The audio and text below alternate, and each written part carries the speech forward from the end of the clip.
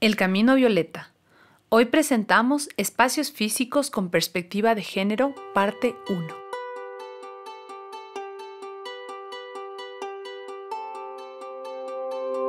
Qué alegría volver a saludarlos y darles la bienvenida a esta nueva emisión de El Camino Violeta, un programa de Fund Mujer con el que nos acercamos a los ciudadanos para compartir criterios, conceptos, consejos que aporten en la visibilización y articulación de acciones que nos guían como país hacia la equidad de género. Mi nombre es Gabriela Ortiz y soy la directora ejecutiva de la Fundación Nacional para la Participación de la Mujer. Y hoy iniciamos una nueva etapa de esta temática en el podcast. Hablaremos sobre la importancia de los espacios físicos laborales y cómo podemos hacer de estos espacios más amigables para los trabajadores, especialmente para las mujeres.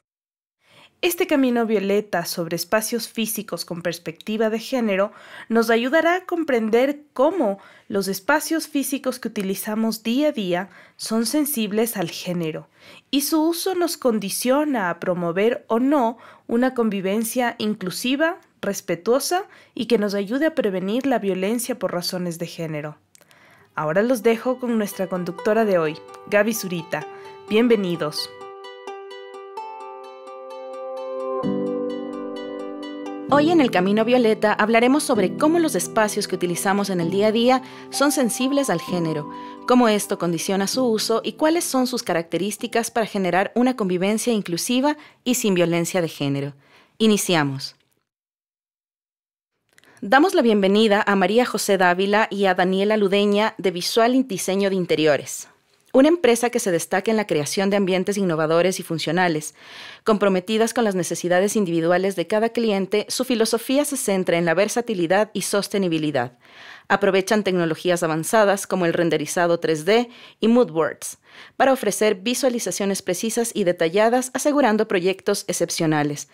Muchísimas gracias por acompañarnos hoy en El Camino Violeta. Iniciaré pidiéndoles que nos cuenten quiénes son, cómo surgió la idea de Visual Diseño de Interiores. Hola, yo soy María José. Muchas gracias por invitarnos. Surgió la idea porque nosotras nos conocimos hace más o menos unos 5 años, podría ser, en una empresa donde trabajábamos. Hicimos un muy buen equipo de trabajo y bueno, nuestra vida nos llevó por caminos diferentes. Y a los 5 años seguíamos siendo amigas, decidimos juntarnos y juntar esfuerzos para fundar Visual.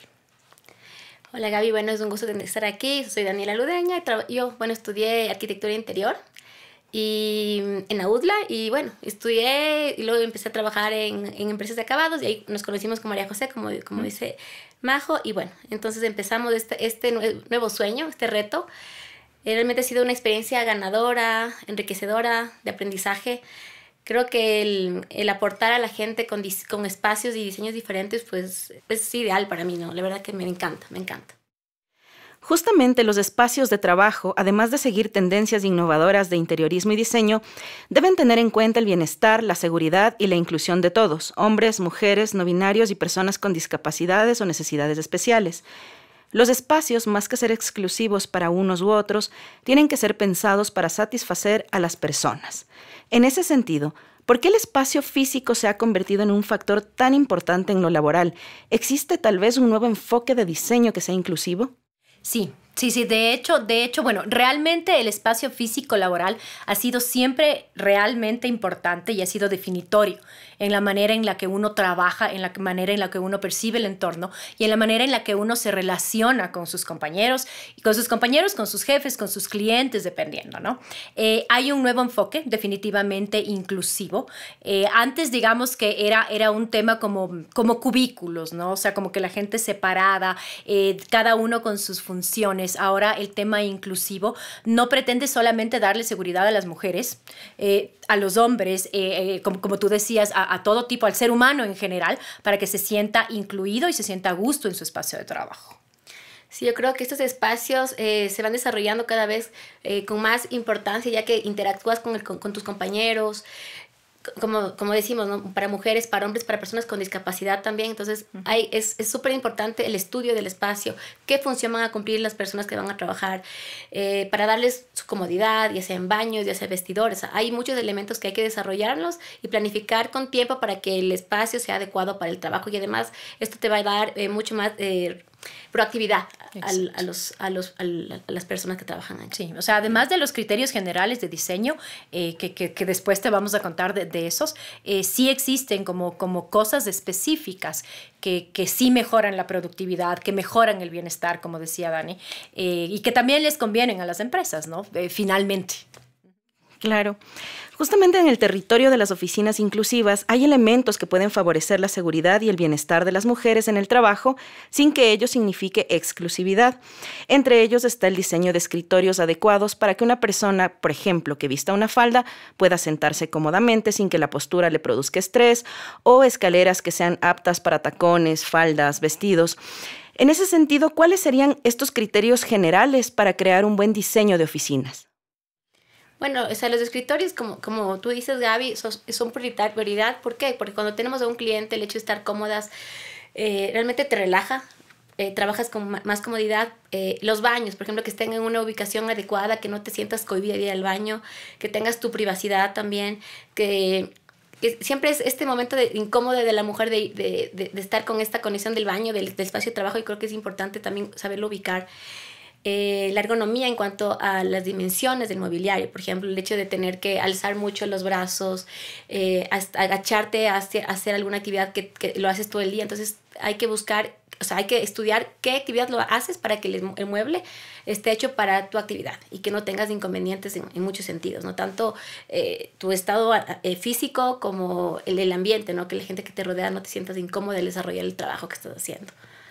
En cuanto a, bueno, Dani se refirió un poco a los temas como específicos. En cuanto a los criterios generales de diseño que tú también nos preguntabas, hay varios, ¿no? Así como a grosso modo, iluminación es uno de los criterios súper importantes en un espacio de trabajo.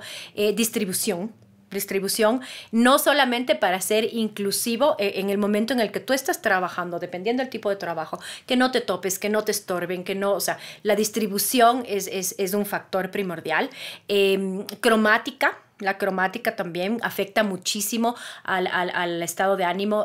Temperatura en un espacio de trabajo, porque obviamente tenemos la temperatura baja o alta, es súper incómodo. Es súper incómodo trabajar en una temperatura no adecuada. Como decía Dani, los temas ergonómicos no solamente pasan por un tema de diseño, sino por un tema de salud. Por un tema de salud de los trabajadores. O sea, tomando en cuenta que antes uno pasaba 8 horas sentado. Ahora, justo con los temas de flexibilidad, de inclusividad y todo, es diferente. No pasamos 8 horas sentados, tal vez yo paso 4 en casa y 4 en la oficina. Entonces, es diferente, pero aún así el tema de la ergonomía sigue primando como factor principal de diseño. O sea, un poco redundante. Uh-huh. Como vemos, las oficinas inclusivas constituyen un cambio de forma de ver el uso de los espacios en el día a día, donde intervienen muchos actores, donde están incluidos los que imaginan, los que planifican, diseñan, construyen, amueblan y finalmente quienes utilizamos los espacios. Por eso les consulto, ¿qué logra el diseño inclusivo?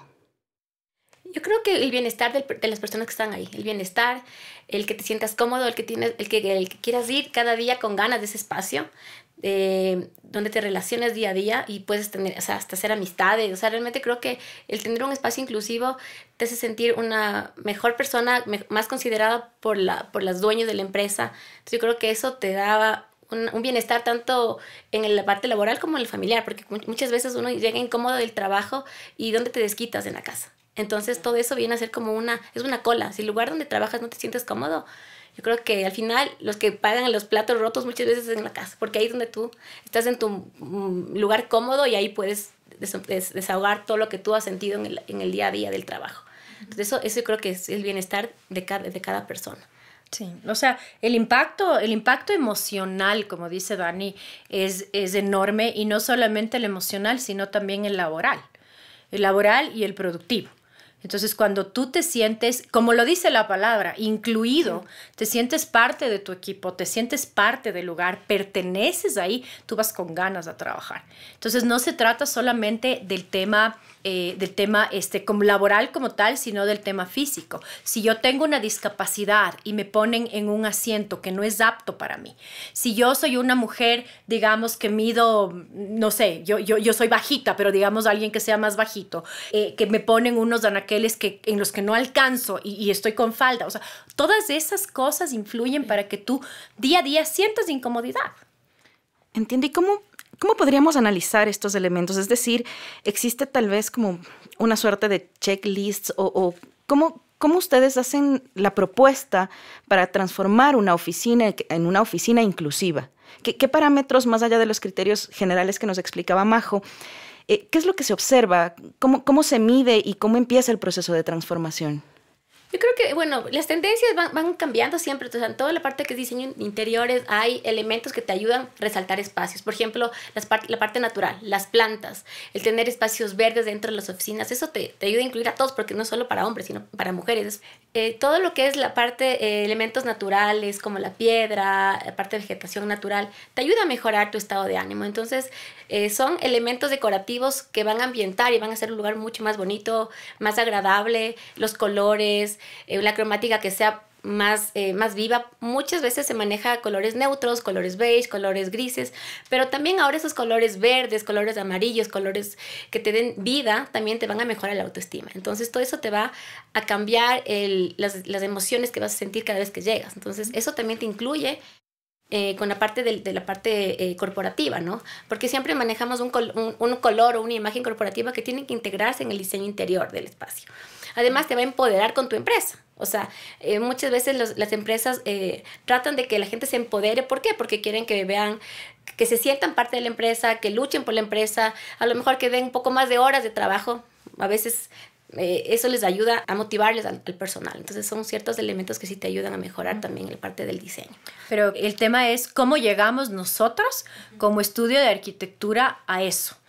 A todo lo que les comenta Dani, a llegar ya a un proceso de transformación, lo logramos conociendo al cliente. Conociendo al cliente, conociendo a la empresa, conociendo a su gente, su ADN, que es justamente lo que les decía Dani, el tema de empoderarse, el tema de que para qué sirve la empresa, a quién sirve.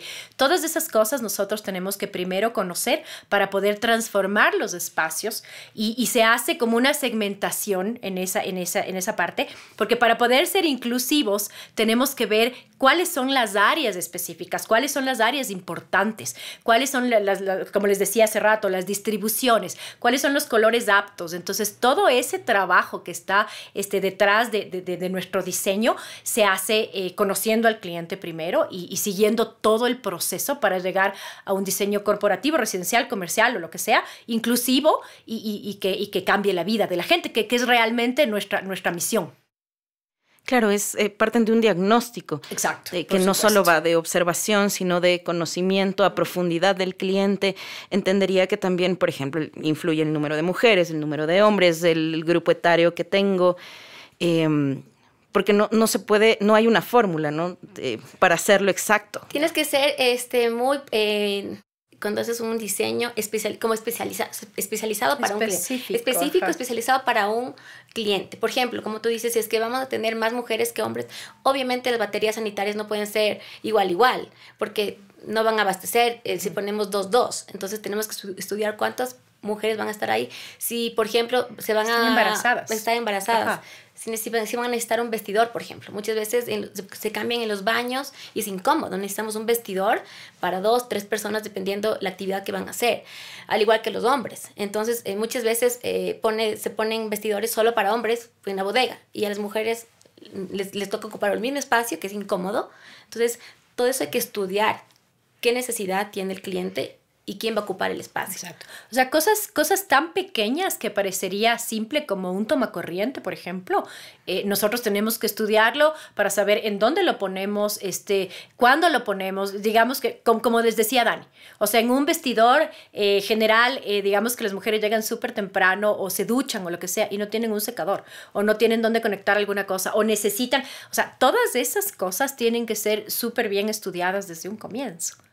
Claro, y justamente ahora que lo mencionas, el tema del tomacorriente, pasa que vas a una reunión, vas a una oficina, estás sin batería en el teléfono y buscas, y es incómodo, y en realidad como estás pendiente, ya te quieres ir porque se te va a apagar el teléfono y tienes otras cosas que hacer, y no lo había pensado desde el punto de vista que ustedes lo dicen, o sea, la importancia de dónde coloco un tomacorriente. O sea, en el tema laboral, por ejemplo, en el tema personal, que yo te daba el ejemplo que puede ser una secadora, que puede ser, o sea, muchos otros elementos que tal vez nosotros usamos y que necesitamos conectar. Como tú dices, Gaby, en el aspecto de una computadora, no un teléfono, una computadora. Si no tienes, nosotros trabajamos con Dani todo el tiempo con la computadora de arriba para abajo. O sea, estamos en las casas de los clientes y si no tienes un tomacorriente, ¿cómo trabajas? Cercano. O sea, ¿cómo? Claro. Entonces, esas cosas son precisamente las que nosotros tenemos que planificar. La iluminación, la ergonomía, absolutamente todo. O sea, todo tiene que llegar a un estado en que la gente se sienta incluida, que es el tema justamente que estamos tratando hoy, y que se sienta cómoda. Claro, que ese es el fin en realidad. Es necesario evaluar cómo se comporta la gente en las empresas y disponer áreas que protejan la integridad física y mental de la mujer, como ustedes mencionaban, de manera que tengan privacidad cuando lo requieran o que, por ejemplo, puedan amamantar con tranquilidad. También se trata de que las mujeres puedan compartir experiencias con otras personas en charlas y conversatorios y que alimenten su cuerpo y su mente en actividades deportivas mixtas en las que puedan liderar equipos. Podríamos hablar de ejemplos de elementos que puedan favorecer la seguridad y el bienestar de las mujeres en el lugar de trabajo. Hemos hablado ya de, por ejemplo, la importancia de los baños en función del número de mujeres. ¿Qué otras recomendaciones harían ustedes para mejorar el bienestar de la mujer ya como sujeto de trabajo dentro de su empresa? Bueno, una de las partes que a veces es importante es pensar en los niños, por ejemplo, porque hay muchas madres que van con sus niños porque no tienen dónde dejarlos. Entonces, hay capacidad a veces en las empresas de tener un espacio para niños. Entonces, eso es creo que es una parte muy importante. Claro que también hay hombres que les pasa, porque también hay padres solteros o padres que tienen que cuidar a sus niños. Ajá. Entonces, claro, la parte esa de los niños, tenerles un espacio especial para en un momento. Yo creo que sí es importante eso, considerar el rato de un diseño cuando una empresa es corporativa grande. O sea, cuando es una empresa grande, se puede pensar. Obviamente, si tenemos un espacio, una empresa pequeña, no vas a pensar en tener una guardería, pero cuando ya son grandes corporaciones, sí lo podrías pensar, por ejemplo, porque a veces tienes 200, 300 personas y ya hay normas que también te están obligando a tener estos espacios. También como un consultorio médico, por ejemplo, para que cuando tú te sientas mal tengas también acceso a toallas sanitarias, a pastillas de malestar, de un cólico. O sea, esas partes son importantes tenerlas en cuenta también como para un bienestar de la mujer, que siempre nos hace falta esos espacios. Sí, o sea, además los espacios de los que ya habíamos hablado, ¿no? Lactarios, las gradas que tienen que ser aptas para mujeres. Con eso me refiero a que ahora tenemos muchas gradas que son con espacios abiertos. Entonces, estéticamente son maravillosas. Para una casa, con muchísimo gusto. Pero si yo pongo eso en un banco y suben 10 mujeres al día con minifalda, es muy incómodo. Entonces, ese tipo de cosas, el centro médico, o sea, el consultorio que decía Dani, el lactario, las gradas, el tema que habíamos hablado de los escritorios, en general, el tema ergonómico que ya habíamos mencionado, tal vez la altura de ciertas cosas. En promedio, las mujeres a veces tenemos la altura un poquito más reducida, ¿no? Entonces, eso básicamente sería eso. Tal vez también parqueaderos accesibles a las mujeres también, a veces esa parte puede ser descuidada, o sea, un espacio para dejar ya sea tu bicicleta, ya sea tu moto, ya sea tu carro, o sea, eso también sería importante, el pensar y darle una comodidad a una mujer también en la parte externa de tu oficina. Por ejemplo, yo siempre voy a la oficina con chaqueta y nunca tengo dónde poner la chaqueta, y ahora que lo estamos conversando lo pienso y, por ejemplo, ganchos, cositas que me permitan, que me faciliten, ¿no? Porque si pones la chaqueta en la silla, termina en el piso y se hace todo un relajo. Y esos detallitos que no los hemos visto como ustedes lo ven, pero qué importantes son, por ejemplo. O sea, el gancho en la pared, en la puerta del baño, muchísimos lugares no lo tienen. Y uno como mujer llega, y peor si tienes, como en mi caso, una hija. Entonces yo entro con mi nena pequeña al baño y tengo la cartera, los pañitos, el desinfectante, a mi hija. Entonces, ¿dónde cuelgas? O sea, ¿dónde realmente cuelgas las cosas? En un espacio en general. No se diga en un espacio de oficina igual. O sea, todas necesitamos dónde colgar algo. O sea, llevamos siempre cartera, abrigo, etcétera, etcétera. No tanto como los hombres, pero sí. O sea, los hombres, no para colgar lo que se mantenga. Los hombres no necesitan tantos ganchos, creo yo. Ajá. No, pero ahora en los espacios de coworking tienes estos canceles lockers, que están con lockers que ya están hechos para poner chaqueta pues, que esté colgada, porque no vas a ponerle hecho un relajo tu chaqueta, una cartera, un bolso para que estés hasta por seguridad. Entonces, realmente en estos coworking ya se están pensando espacios de organización de cosas personales, ¿no? Que es súper importante. Esa es la maravilla de los espacios flexibles, por ejemplo. Que a pesar de que tú tienes un espacio flexible, inclusivo, que lo utiliza todo el mundo, tú tienes como tu pequeño pedacito para ti, donde tú pones tus cosas. Estimadas María José y Dani, les agradezco su intervención y sus puntos de vista. Creo que es importante abrir espacios de discusión donde se conversen de estos temas que van más allá de lo que comúnmente escuchamos, y su intervención nos deja grandes enseñanzas y muchas ganas de activar muchas más acciones en pos de la inclusión y la erradicación de la violencia contra la mujer.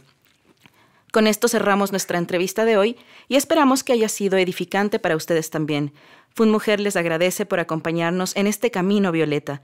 Les damos un abrazo a nuestros seguidores y los invitamos a visitar las redes sociales de la Fundación Nacional para la Participación de la Mujer para continuar por esas vías nuestra conversación y recordarles que en ellas también pueden encontrar información sobre nuestras actividades a las que están siempre cordialmente invitados. Un buen día para todas y todos. Hoy exploramos junto a nuestras invitadas la importancia de comprender la dinámica de cada empresa o cada institución y quiénes la conforman para generar una propuesta de espacio físico que cumpla con las necesidades laborales de directivos y colaboradores, tanto como las necesidades emocionales y mentales de contar con un ambiente seguro, cómodo y que me permita desarrollar de mejor manera mis capacidades laborales.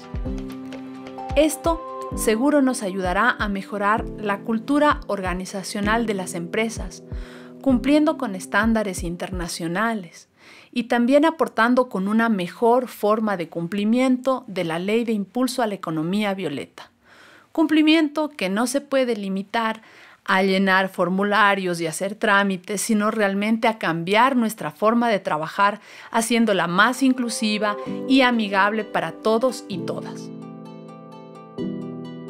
Agradecemos a la Asamblea Nacional por brindarnos este espacio para dialogar sobre los temas que nos permiten caminar como país hacia una verdadera equidad.